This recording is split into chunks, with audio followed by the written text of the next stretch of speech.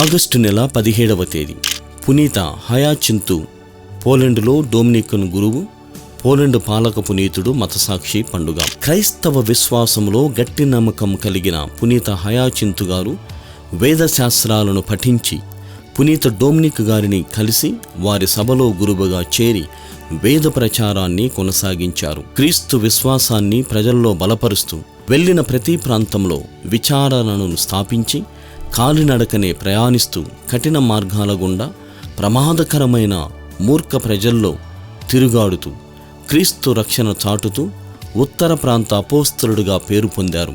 భూలోక సిరి సంపదలను గడ్డిపోచలుగా భావిస్తూ దృఢచిత్తం, ఆదర్శ జీవితంతో క్రీస్తు సాక్షిగా నిలిచి అనారోగ్య కారణాల వల్ల ప్రశాంతముగా ప్రభువునందు నిద్రించారు పునీత హయాచింతు గారు.